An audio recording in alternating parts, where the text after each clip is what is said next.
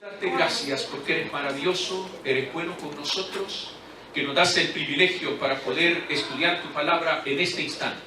Escóndenos a través de la cruz, que sea Cristo glorificado y exaltado, el único que merece la honra y la gloria, la alabanza y la potencia son para Él.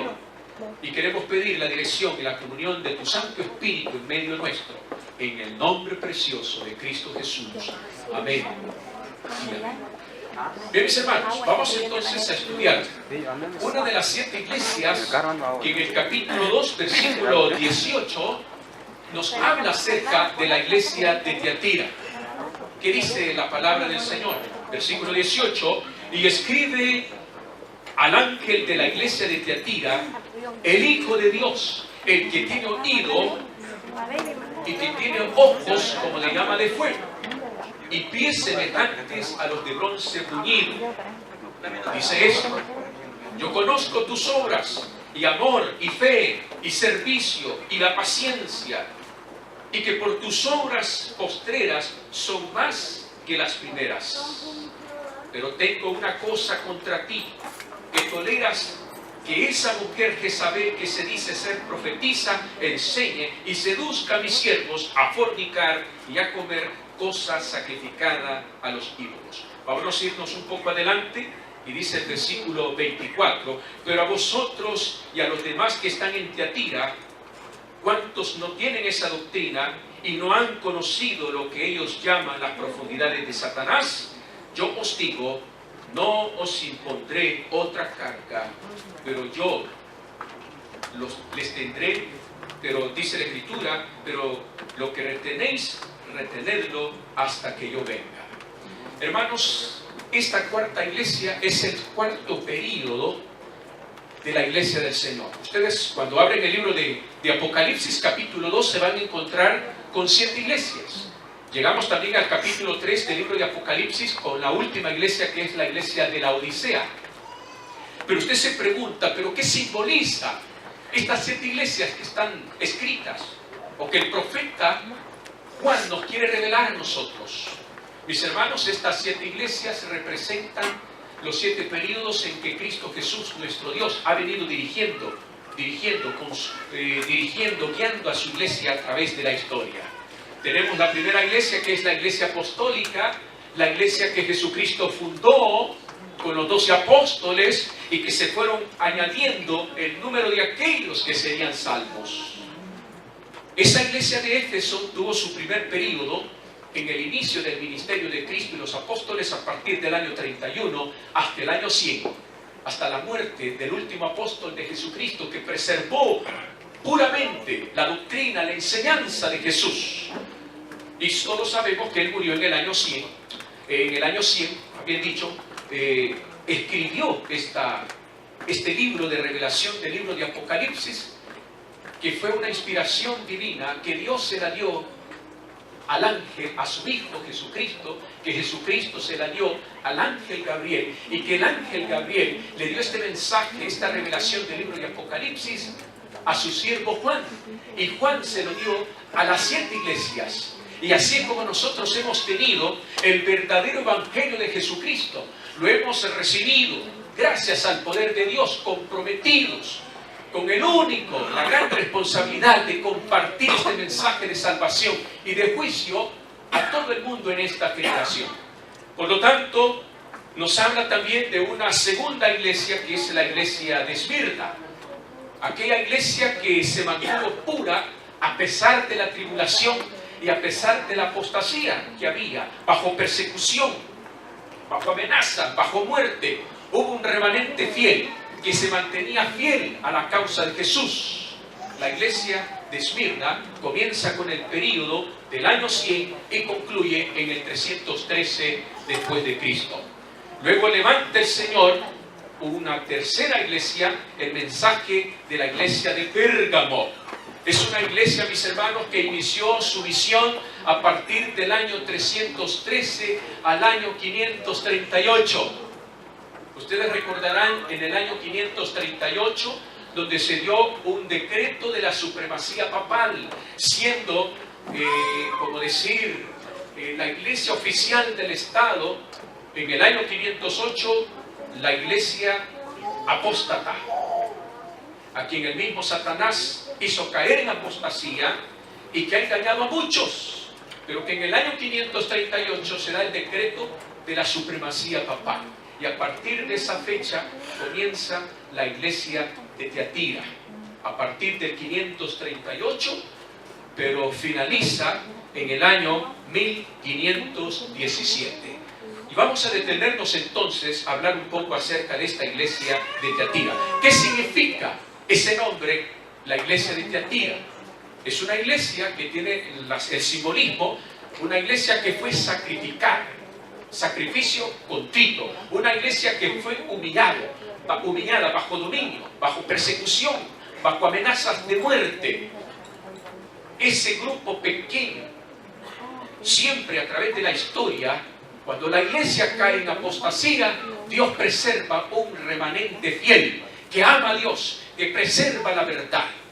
Dice las Sagradas Escrituras, en el versículo 18, escribe al ángel de la iglesia en Tiatira: el Hijo de Dios, el que tiene ojos como llamas de fuego y que sus pies semejantes de bronce bruñido, dice esto.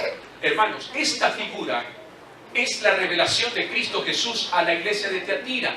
Pero ¿quién es este Hijo de Dios que tiene ojos de llama y que también sus pies son como bronce bruñido? Representa a nuestro Señor Jesucristo. Fue el mismo Hijo de Dios a quien Juan el Bautista vio en el lugar santo, paseándose en medio del candelabro, y pudo ver a Jesús con sus ojos llama de fuego, y que dice la Escritura, y sus pies y sus piernas como bronce bruñido. Mis hermanos, una cosa quiero decirles a ustedes: si tú crees que Dios no te ve, Dios te ve. Esta figura misma representa que Dios algún día, a través de Cristo, hará un juicio donde todo ser humano será llevado a juicio, ya sea para ser condenado o para ser salvo para la gloria del Señor. El Hijo de Dios, que tiene ojos como de fuego, es el simbolismo de que Dios todo lo ve. Dios sabe cómo tú te sientes. Jesucristo sabe cómo tú estás, en las condiciones que estás. Si eres feliz, Él se goza. Si estás afligido, preocupado, el Señor está interesado para poder restaurarte. Dios está interesado para poder levantarte. Si estás deprimido, aún el Señor puede darte esa alegría y ese gozo, mientras que tú crees que todo se ha perdido y que no hay esperanzas para ti, porque el único deseo que tienes es morir. Esa es la angustia que vive una persona deprimida. Pero esos ojos que son como llamas de fuego son los ojos divinos de Cristo, que te mira, que te observa y que se pasea, porque dice la Escritura que sus piernas son como bronce bruñido en fuego. Mis hermanos, Dios también conoce tu corazón.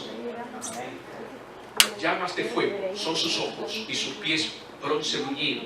El Señor se pasea para ver cómo estás. Y tú no te das cuenta, pero Él sabe tu sufrimiento, conoce tu dolor. Por eso es importante que nosotros le pidamos a Dios todos los días que nos dé aliento, fortaleza, vida y esperanza.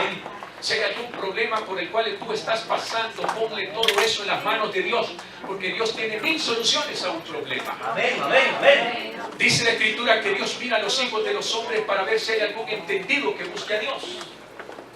Pero el Señor se entristece cuando ve que las almas, en lugar de poder abrazar el Evangelio, rechazan el Evangelio y se alejan de Dios y le dan la espalda. Este grupo de personas rebeldes, soberbias, que se alejan de Dios, tarde o temprano recibirán su justo castigo. Pero aquel que hizo la voluntad de Dios, que preserva la verdad en su corazón y se mantiene firme y fiel a Jesucristo, hermanos, Dios le preservará su vida para que pueda pasar de vida a vida eterna. Esa es la esperanza de todo cristiano. Dice la Biblia: yo conozco tus obras, le dice el Señor a su iglesia. Conozco tus obras y amor y fe y el servicio y tu paciencia. Hermanos, esta es la única iglesia que recibe un elogio de parte de Jesucristo, que tiene ojos como de llama de fuego y sus pies de bronce bruñido. Le da ese elogio a la iglesia. Yo conozco tus obras, conozco el amor que existe en ti, conozco la fe, el servicio y la paciencia que tú tienes. Usted sabe que la paciencia es una de las características de los verdaderos hijos de Dios, los que son obedientes y fieles a los estatutos de Dios. Aquí está la paciencia de los santos, los que guardan los mandamientos de Dios y tienen ¿qué cosa? El testimonio de Jesucristo. Hermano, siéntase usted feliz. Así como la iglesia de Tiatira, el Señor la elogió, porque era una iglesia que amaba a Jesucristo, que amaba la obra del Señor Jesús. Una iglesia que había ejercido fe a pesar de las angustias, a pesar de la persecución, a pesar de las amenazas de muerte. Se mantenían fieles con esperanza de gloria en Cristo Jesús, Señor nuestro. Aún en medio de esa gran tribulación y persecución, servían al Dios Todopoderoso y guardaban con esperanza y paciencia el retorno de Cristo Jesús. Amén, amén. Hermanos, es el elogio que Cristo le da a la iglesia de Tiatira. Pero estamos hablando, es el elogio que Dios le da a esa iglesia, al remanente fiel. Porque la mayoría de los miembros de esta iglesia habían caído en apostasía. La mayoría de los miembros de esa iglesia habían cometido mucha herejía, aceptando mandamientos, estatutos, dogmas o decretos impuestos por hombres. Por lo tanto, Dios se siente feliz que Dios siempre mantiene un grupo leal, un grupo fiel, pero que tristemente, hermanos, hay un grupo de personas que rechazan a Jesucristo o que caen en apostasía. Esta iglesia cayó en apostasía. Dice la palabra del Señor: pero yo tengo unas pocas cosas contra ti, que toleras a esa mujer Jezabel, que se dice ser profetisa y enseña y seduzca a mis siervos a fornicar y a comer cosas sacrificadas a los ídolos. Para que usted pueda entender, cuando el Señor prácticamente le está dando esta advertencia: mira, yo conozco tus obras, que tú toleras a esa mujer Jezabel, que hace fornicar a mi pueblo, que hace que mi pueblo sea seducida por ella, y aceptan las enseñanzas de esa mujer Jezabel, una mujer apóstata. Hermanos, para que nosotros podamos entender esto, este símbolo, ustedes tienen que saber que el libro de Apocalipsis es un libro simbólico. Usted no puede interpretarlo de una forma literal, pero sí está hablando de una historia del pasado del Antiguo Testamento, en Primera de Reyes, capítulo 16, y el versículo 31 y 33, para que usted se dé cuenta quién fue esa mujer. Vámonos entonces al libro de Primera de Reyes, capítulo 16, versículo 31. ¿Qué dice la palabra del Señor? Vamos a buscarlo rápidamente. Primera de Reyes, capítulo 16, y el versículo 31. Miren lo que dice la Biblia, ¿verdad? Versículo 29, para que usted tenga más claro el contexto. Comenzó a reinar Acab, el hijo de Omri, sobre Israel, en el año 38 de Asa, rey de Judá. Y reinó Acab, hijo de Omri, sobre Israel, en Samaria, 22 años. Y Acab, dice la Escritura, hizo lo malo delante de ¿quién? De los ojos de Dios. ¿Por qué hizo lo malo delante de los ojos de Dios? Hermanos, qué triste y qué lamentable que un rey que había sido ungido delante de Dios para ser una figura importante, un ejemplo para los jóvenes, un ejemplo para el pueblo, cayó en apostasía cuando decidió unirse o casarse con una mujer pagana de Sidón, que era de Sidón, dice la Escritura, versículo: hizo lo malo delante de Jehová más que todos los que reinaron antes de él, porque le fue ligera cosa andar en los pecados de Jeroboam, hijo de Nabat, y tomó por mujer ¿a quién? A Jezabel, hija de Et-Baal, rey de los Sidonios, y fue y sirvió a Baal y adoró. Quiere decir que este hombre que había sido ungido, que era rey del pueblo de Israel, dice la palabra del Señor, que cometió el grave error de haberse casado con una mujer pagana. ¿De dónde era ella? De Sidón. ¿A quiénes adoraban? A los dioses falsos, a los paganos, a los Baales. Y a través de ella impulsó el mismo rey a edificar una serie de altares para que adorasen a los Baales, a los dioses paganos, pero en forma especial al dios Sol, el dios de los ídolos, al dios Sol. Y ustedes saben de que a través de la historia, ¿qué simboliza el día que nosotros, por ejemplo, el primer día de la semana? ¿Cómo se dice? Sunday, ¿verdad? Día del Sol, día del Sol. Hermanos, esta mujer, hablando acerca de esta iglesia, representa una iglesia que cayó en apostasía, que aceptó decretos y dogmas establecidos por hombres. Una vez que abrazó esos decretos, cayó en fornicación. Y ya ustedes saben que a partir de esa fecha de 538 comienza la supremacía papal. Ahí comienza la iglesia de Tiatira. ¿Qué decreto se dio? Bueno, en el 508 se dio el decreto de la fusión o la unión entre el Estado y la iglesia. Nosotros como cristianos, como pueblo de Dios, no podemos en ningún momento mezclarnos con lo que es la política. La política es una cosa, la iglesia es otra cosa. Aunque todos nosotros como cristianos tenemos el derecho para ir a dar nuestro voto, para poder tener nuestro deber como ciudadanos, poder votar y así poder decidir quién va a ser el gobernante de esta nación. Pero ese es un deber cristiano. Pero la palabra de Dios dice que nosotros no podemos en ningún momento estar controlados, dominados por las leyes paganas, por las leyes que son establecidas por quienes, por los hombres. Porque como iglesia tenemos que estar regidos por la palabra de Dios. Como iglesia tenemos que levantar en alto el estandarte de la santísima ley de Dios. No tolerar el pecado, al contrario, denunciar el pecado y llamarlo por su propio nombre, pero exaltar a Jesucristo. En el libro de Romanos capítulo 13, versículo 1 en adelante dice: sométase toda persona a las autoridades. ¿Verdad? ¿Recuerdan ustedes eso? Sométase toda persona a las autoridades sobre las cuales han sido establecidas por Dios.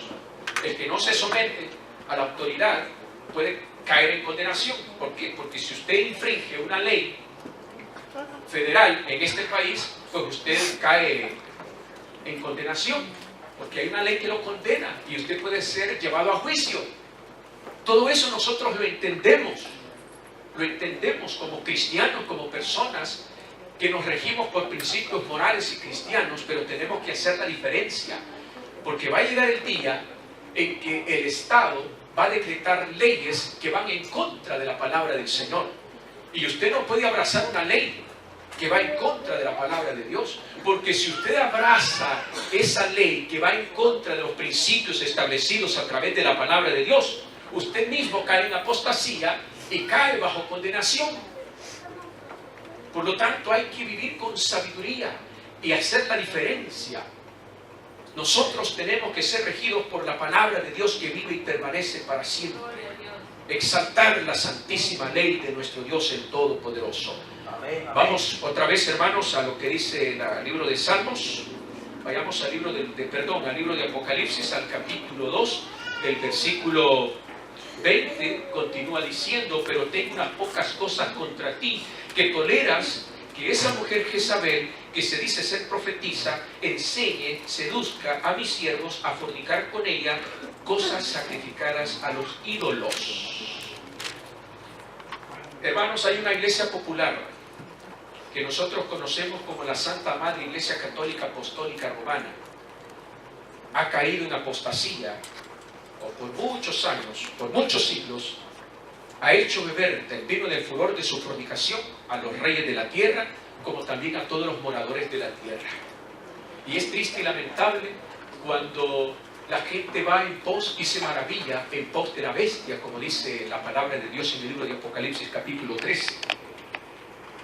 Y vamos a ver algunas cositas acá que la palabra de Dios llama a estas herejías, o a este cáliz del vino del furor de su fornicación, que son el símbolo de las malas enseñanzas, de las falsas doctrinas que profesa esta iglesia popular de los moradores de la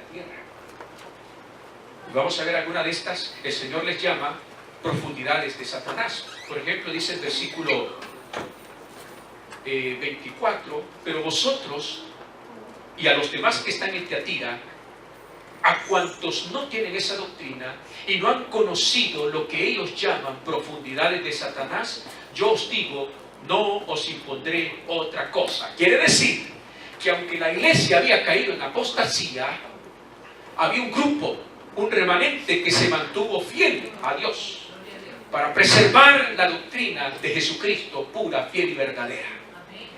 Ahora, ¿cuáles son esas enseñanzas o falsas doctrinas que la Biblia también lo presenta como las profundidades de Satanás? Hermanos, la palabra del Señor dice que Satanás habita, igual que los demonios y los ángeles, dice la Escritura, que habitan en las regiones celestes. Ustedes saben que en la atmósfera los ángeles malignos andan haciendo y deshaciendo solamente para matar, para destruir, para hacer el mal, porque esa es una obra diabólica, es una obra de Satanás. Pero Dios tiene sus ángeles ministros de salvación, que son los que cuidan a cada uno de nosotros. Y qué bonito es que un ángel veló por ti y te trajo a la iglesia. Imagínase nuestra hermana Rosario, que salió desde Bolivia. Dios la condujo hacia este lugar, pero ella, de alguna manera, tanto su hija como ella, se interesaron buscar un medio donde poder reunirse con aquel grupo de cristianos que preservan la fe de Jesús. Porque cualquiera que viene puede decir, ay, yo me voy a ir a una iglesia más cercana, a cualquier iglesia o de cualquier denominación. ¿Qué puede ocurrir? Muchos pueden caer en apostasía, y así ha ocurrido con muchos hermanos. Y qué triste es que ¿por qué caen en apostasía? Porque no han sido plenamente convertidos, porque no han conocido plenamente la palabra de Dios, porque no han estudiado profundamente la palabra de Dios. Y yo sé que nuestra hermana Rosario sabe en quién ha conocido, en quién ha creído, porque su fe está arraigada en la palabra de Dios. Jamás se iría a una iglesia apóstata que predica un evangelio diferente. Por lo tanto, Dios la ha protegido, el ángel del Señor también la ha guiado para poder estar acá. Porque el ángel que Dios le ha asignado está interesado por su salvación. Y eso es maravilloso. Todo eso es maravilloso. Por lo tanto, qué triste es cuando usted va y visita otras denominaciones, donde usted comienza a aceptar doctrinas falsas, que son dogmas, decretos establecidos por hombres. Por ejemplo, una de las profundidades de Satanás, es de una mentira garrafal de Satanás, es, por ejemplo, usted no tiene acceso a la Santa Biblia. Usted sabe que por muchos siglos atrás, la Iglesia Católica Apostólica Romana dio un decreto que los únicos que tienen derecho a interpretar las Sagradas Escrituras, ¿quiénes son? El clero católico. Ahora, ¿usted dice amén por eso? ¿Será que solamente el clero católico tiene derecho a interpretar las Sagradas Escrituras? No. ¿Por qué? Porque la Biblia dice lo contrario. La Biblia dice en el libro de 2 de Timoteo, capítulo 3, 16, versículo 15, y desde la niñez has sabido las Sagradas Escrituras, las cuales te pueden hacer sabio para la salvación, por la fe que es en Cristo Jesús, Señor nuestro. ¿Cuántos dicen amén? Amén. Quiere decir que todo ser humano, niño, joven, anciano, todo adulto, tiene acceso para abrir estas páginas sagradas de la palabra de Dios. Este libro santo, maravilloso, que da testimonio acerca de Jesucristo. Jesucristo dijo en una ocasión, escudriñad las Escrituras, porque a vosotros os parece que en ellas tenéis la vida eterna. Dios le dijo a un grupo de fariseos y seguidores del sistema judaico, de que muchos de ellos creían que por el simple hecho de estar estudiando los pergaminos de los antiguos profetas del Antiguo Testamento, ya eran salvos. Y Jesucristo les dio una amonestación, una reprensión, y les abrió los ojos, les abrió el panorama, porque ellos creían que por el simple hecho de estudiar ya eran salvos. Y en ese error podemos caer nosotros, creyendo que la Biblia tiene poder para salvarnos. La Biblia es un libro maravilloso, que tiene una interpretación divina, y que los santos héroes de la Biblia escribieron este libro santo inspirado por el Espíritu Santo, inspirado por Dios. Imagínense, hay algunas personas que creen de que Cuando se sienten afligidos, preocupados por algo, algún problema, lo que hacen es abrir el libro de Salmos capítulo ¿qué? 91. Porque tiene miedo, porque le va a salir un espanto, porque le va a salir un fantasma, por algún cuento que le dijeron por ahí. Y tradicionalmente, como todo mundo lo hace, agarran el Salmo 91, lo ponen ahí al as de su cama o a la mesita de noche, y ahí tienen abierto el libro de Salmos 91. Como que si la palabra de Dios lo va a proteger a ti. ¿Quién es el que lo cuida? ¿Quién es el que lo proteja? El que inspiró la palabra de Dios. El Espíritu Santo es el que está a su lado. El Espíritu Santo estará para consolarlo, para reanimarlo, para fortalecerlo, para vivificarlo. Gloria a Dios. ¿Le dan gloria al Señor por eso? Amén. Hermanos, vivamos con sabiduría, con inteligencia. La palabra de Dios tiene un poder maravilloso que transforma, redarguye, reprende, exhorta, te anima, te fortalece. Si muchos de ustedes viven desanimados es porque no estudian la Biblia. Si muchos de ustedes viven confundidos porque ni tan siquiera oran a Dios. Y Dios quiere que nosotros tomemos o hagamos uso del poder de la oración, porque a través del poder de la oración, inspirados, iluminados por el Espíritu Santo, vamos a llegar a una verdadera interpretación bíblica. Porque no se trata que cada quien va a interpretar la palabra de Dios a su manera. No. Usted sabe que hay un grupo que se conoce como los hombres de negocios. Y ese grupo, hombres de negocios, son un grupo de personas que se reúnen y que estudian un pasaje bíblico, y cada quien da su argumento, cada quien opina. Yo creo en esto, yo pienso que el texto dice esto, yo creo que el pasaje dice esto, pero no hay ninguna conclusión. Y así como todo el mundo llegó más confundido y se fue confundido. Como iglesia, nosotros, hermanos, somos una iglesia organizada, una iglesia que tiene definida cuáles son nuestras doctrinas fundamentales que han sido aprobadas en el Congreso Mundial.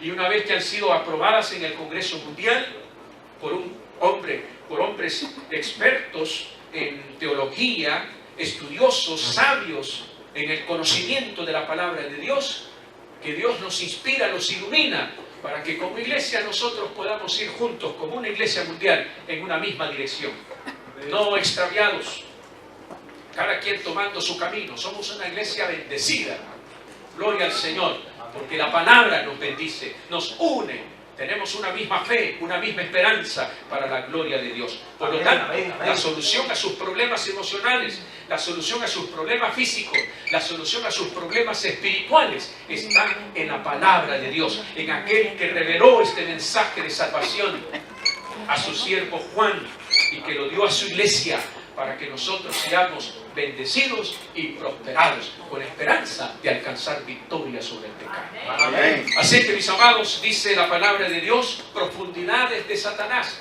¿Qué otro engaño ha dado este mismo sistema, esta iglesia apóstata, que hace que muchos moradores de la tierra caigan en fornicación?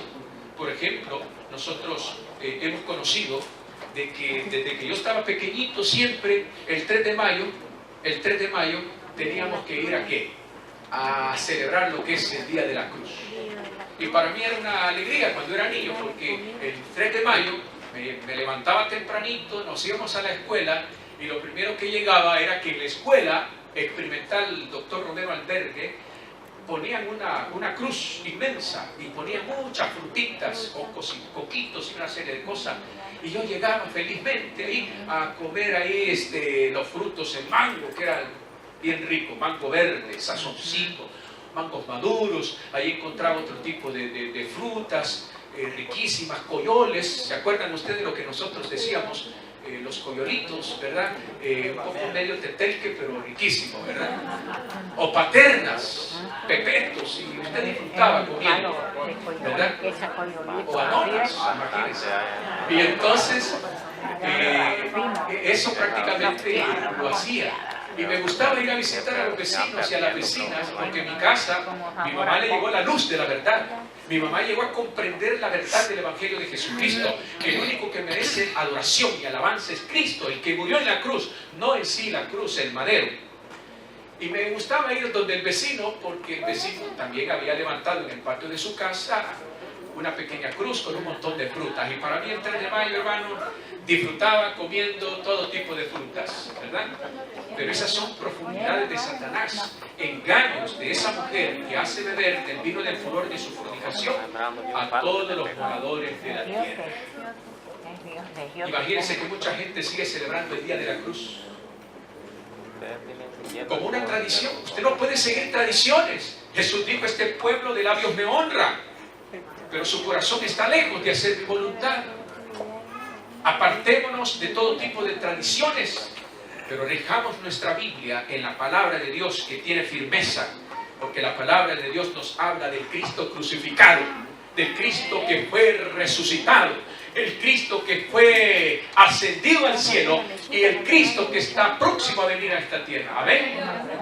Alabemos a Cristo, el que murió en la cruz. Él merece la honra. Y no solamente el día de la cruz, sino que también hay otras tradiciones, y es con relación a la adoración a los santos, a los apóstoles y a otro tipo por ejemplo, de personas que han sido canonizadas y que son santos, y que todo el mundo dice: no, nosotros venimos y veneramos y adoramos como medio de intercesión. La Virgen de Guadalupe, la Virgen de María, la Virgen de la Paz, la Virgen de Candelaria, han negociado a la Virgen y han hecho de ella una fuente de ganancia. En las fiestas patronales, cada vez que se celebra en honor al San Juan de Gollado, en honor a San Pedro, San Juan de Rualco, o en nombre de, no sé, de un santo de Bolivia, dígame usted un santo tradicional. La Virgen de Lucupilla, ¿verdad? La Virgen de Lucupilla, el 15 de agosto. Y cada pueblito también tiene un santo patrono, ¿verdad? Donde celebran fiestas patronales, ¿verdad? Imagínese usted, ¿quién merece la alabanza, la adoración? Dios. ¿A quién tenemos que adorar? A Dios. Jesucristo lo dijo: apártate de mí, Satanás. Un apóstol, mucho menos usar a la Virgen María como una mediadora para poder llegar al trono de la gracia de Dios y recibir el perdón y la misericordia de Dios. Hermanos, nosotros tenemos que dar alabanza a Dios, ni tampoco darle pleitesía a un hombre, de que usted se vaya a postrar, que usted se ponga de rodillas y besar el anillo de aquel que se dice ser el Santo Papa. ¿Qué dice? ¿Qué significa Papa? El Santo Padre. Y la Biblia dice en el libro de Efesios, capítulos 6:4, veamos lo que dice la Biblia en el libro de Efesios. Vamos a ver el libro de Efesios. Dice la palabra de Dios en el capítulo 6 y el versículo 4:6, perdón, ¿verdad? 4:6 dice: un Dios y un Padre de todos, el cual es sobre todos y por todos y en todos. ¿Quién es el único Santo Padre que merece la adoración y la alabanza? Es Dios, el que está en todos y sobre todos. Él merece la honra y la gloria. Tú no puedes aceptar ese título acreditado a un ser humano mortal que necesita de igual manera un Salvador. El Santo Papa, entre comillas, no llames Padre a nadie, Padre solamente Dios. Él merece la honra y la gloria.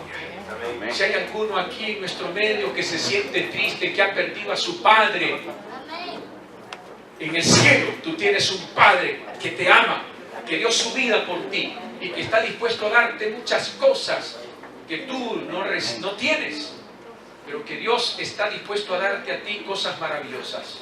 Él es el que merece la honra y la gloria, el Padre, el Dios Todopoderoso.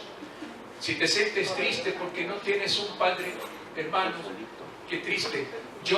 Mi mamá, como yo les dije la vez pasada, en una ocasión, enviudó joven. Yo no me crié con la figura de un padre, pero mi madre me enseñó que en el cielo teníamos un Padre que es sobre todos y en todos, que está sobre todos y en todos. Es Dios, el Padre Todopoderoso. Mi madre enviudó joven, enviudó jovencita, apenas de unos 42 años. ¿Y qué hubiese querido yo tener un padre que estuviera a mi lado para que me dijera: hijo, ¿cómo estás? Por eso los padres de familia Ustedes aprovechen, si tienen a sus hijos, de darle todo el amor, el respeto, la consideración, el apoyo, la ayuda, de ser padres fieles consejeros para sus hijos, de hablar con ellos, guiarlos por el buen sendero. Cuando estén desanimados, tristes, anímenlos, denle buenos consejos para que cuando ellos sean viejos, nunca se van a olvidar de ustedes, ni se van a apartar de las pisadas de Cristo Jesús. Yo no tuve esa figura. ¿Por qué? Porque murió mi padre, pero mi madre me enseñó la figura que es Dios el Todopoderoso. Amén. Así que mi madre se enamoró de quién, de Cristo. Yo recuerdo una vez que dice, un hombre tuve y nada más, y el único hombre de mi vida de aquí en adelante será Cristo Jesús, mi Salvador. Yo por eso, hermanos, le doy gloria al Señor, porque encontré en ella un gran ejemplo, así como muchas madres aquí presentes que son ejemplos para sus hijos, padres que también inspiran e motivan a sus hijos. Hijos, honrar a vuestros padres, porque ese es el primer mandamiento con promesa. Honra a tu padre y a tu madre para que tus días se alarguen en la tierra que Jehová tu Dios te da. Imagínense qué bendición, qué promesa tan maravillosa. Adoración solamente a Cristo, que merece la honra y la gloria. Otra profundidad de Satanás, que podemos decir la gran mentira, un engaño satánico, y que muchas iglesias han caído en apostasía, mis queridos hermanos, es, por ejemplo, la ley. Usted sabe que la ley prácticamente,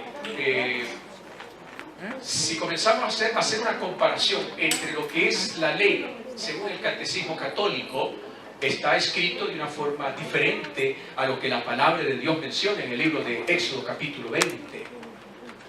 Hay dos mandamientos que ha omitido la Iglesia Católica Apostólica Romana. El segundo mandamiento, que requiere la adoración a Dios y prohíbe la adoración a imágenes. Dice el segundo mandamiento, no te harás imagen de ninguna semejanza de lo que está arriba en el cielo, ni debajo de la tierra, no las honrarás ni las adorarás, porque yo soy Jehová tu Dios fuerte y celoso. Óigame, Dios se siente celoso cuando hay un cristiano o una persona que se postra, que se arrodilla ante una imagen que tiene ojos que no ve, corazón que no siente, manos que no palpan. Pero nosotros creemos en un Dios vivo, en un Cristo que murió, pero que reinó en el cielo, está en el cielo, reinando como Rey de Reyes y Señor de Señores, Señor del universo. Así es que otro mandamiento que fue omitido, de acuerdo a la Santísima Ley, que requiere la observancia del sábado, ¿verdad? El sábado, el cuarto mandamiento. ¿Qué dice el cuarto mandamiento? Acuérdate del sábado para santificarlo. 6 días trabajarás y harás todas tus obras, pero el séptimo día es para Jehová tu Dios. Y Dios le dice, ¿verdad?, la razón por la cual tenemos que santificar el día del Señor, porque en 6 días hizo Jehová los cielos y la tierra, la mar y todas las cosas que en ellos hay.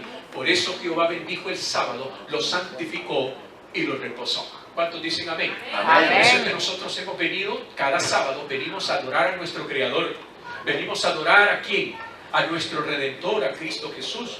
Porque así también le dijo al pueblo de Israel, acuérdense que ustedes fueron esclavos en Egipto, pero yo también los redimí, extendí mi brazo poderoso para liberarlos de la esclavitud de los egipcios y les he dado libertad. ¿Para qué? Para que me alaben, para que adoren al Dios vivo, Jehová de los ejércitos. Adoramos a Dios porque Él es nuestro Redentor, porque antes fuimos esclavos por el pecado, antes servíamos al mismo enemigo de Dios, pero gracias a Jesucristo que nos dio la libertad sobre la esclavitud del pecado y nos hizo siervos de la justicia de nuestro Señor Jesucristo.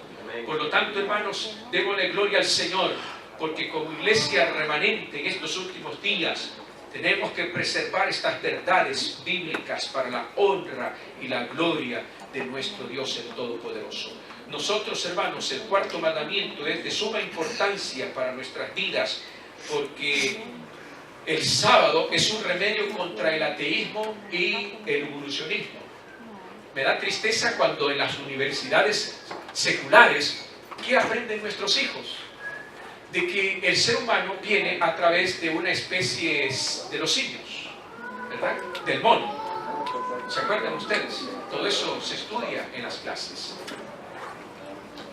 Ok, que el origen de la vida humana vino a través de una explosión y que hubo partículas y que de esas partículas, una explosión atómica y que de esas partículas en el universo, en este planeta, se creó una pequeña célula y esta pequeña célula comenzó a crear un renacuajo y así sucesivamente vino a evolucionar el hombre. Hermanos, todo eso es una falsedad, todo eso es una mentira. Nosotros somos creados por Dios a imagen y a semejanza de Dios.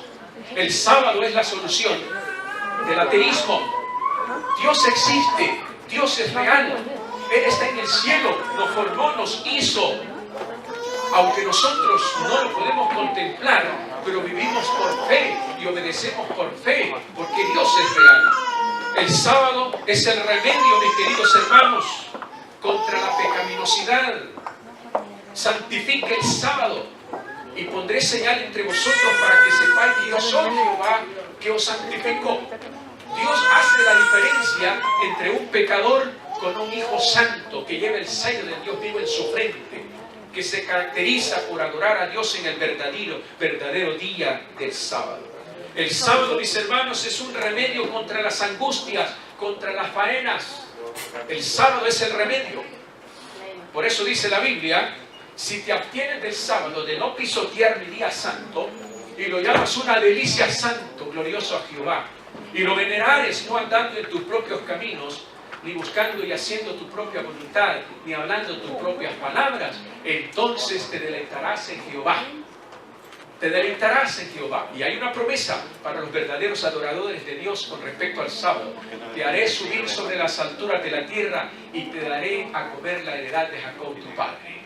Hermanos, qué bendición más gloriosa la que se nos espera en el cielo. El sábado fue hecho por causa del hombre y no el hombre por causa del sábado.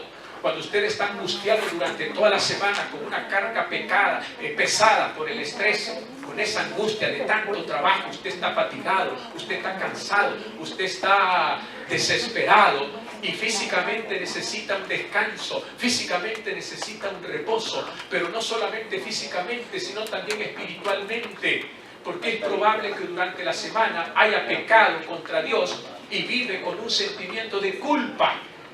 Pero por eso cuando venimos el sábado a la iglesia hacemos una preparación especial donde hacemos una confesión de nuestros pecados todos los días y prepararnos para que cuando viene el día de preparación, que es el sexto día, el viernes, usted entrega su corazón a Dios, hace confesión de sus pecados, específicamente hablando, y el Señor lo perdona, le da paz en su corazón, y por eso usted viene a la iglesia confiado, feliz, que Dios lo ha perdonado y no con un sentimiento de culpa.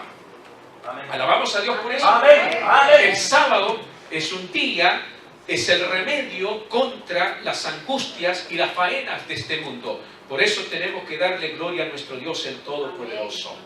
El sábado, mis hermanos, es un remedio contra el dolor humano y contra la injusticia social. Mientras que los fariseos, ¿qué hacían los fariseos? Condenaban a Cristo. ¿Se acuerdan ustedes cuando Jesús sanó a un paralítico el sábado? ¿Lo querían qué? Apedrear. Cuando sanó a aquel hombre de la mano seca el día sábado, también de igual manera lo querían condenar. La Biblia dice que es lícito hacer el bien el día sábado. Y todos los milagros y prodigios que Cristo hizo a favor de la humanidad fueron el día sábado. Por eso nosotros, hermanos, el día sábado, cuando salimos y venimos a la iglesia del Señor, no podemos quedarnos en casa. Tenemos que ir todas las tardes a visitar al vecino, al amigo, al compañero o a los hermanos que posiblemente están enfermos y no asistieron a la iglesia. Es el contacto especial por el cual tenemos que ir para poder visitarlos, consolarlos, confortarlos a través de la palabra de nuestro Dios. Amén. Así que el sábado es el remedio ¿contra qué? Contra las enfermedades, el dolor humano y la injusticia social. Jesús dijo: es necesario hacer el bien en día de reposo. El día de reposo. Por lo tanto, hermanos, alabemos a Dios, glorifiquemos a Cristo y exaltemos a nuestro Dios el Todopoderoso. El Señor dice a su iglesia, versículo 25: pero lo que tenéis, retenedlo hasta que Él venga. Versículo 26: al que venciere y guardare mis obras hasta el fin, yo le daré autoridad sobre toda nación. Quiere decir que nosotros seremos súbditos del reino de Cristo, seremos reyes y sacerdotes. Reyes y sacerdotes, dice la palabra de Dios. Y la regirá con vara de hierro, y serán quebradas como vaso y alfarero, como yo también he recibido de mi Padre y le he dado la estrella de la mañana. El que tiene oído, oiga lo que el Espíritu dice a la iglesia. Hermanos, disfrutemos de esta promesa de formar parte del reino de Cristo. ¿Cuántos de ustedes están contentos por formar parte del reino de Jesús? Amén. Amén. Amén. ¿Estamos contentos de que somos súbditos del reino de Cristo, reyes y sacerdotes delante del Señor? Que Dios nos bendiga, que Dios nos ayude, glorifiquemos a nuestro Dios el Todopoderoso y levantemos estas verdades delante de esta nación, del mundo entero, para exaltar y glorificar a nuestro Señor Jesucristo. Amén. Amén.